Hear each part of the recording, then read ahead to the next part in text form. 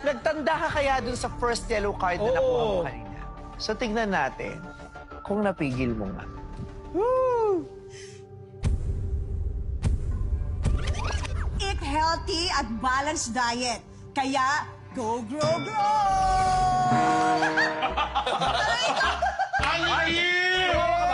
Wow, ba't tumawa yan?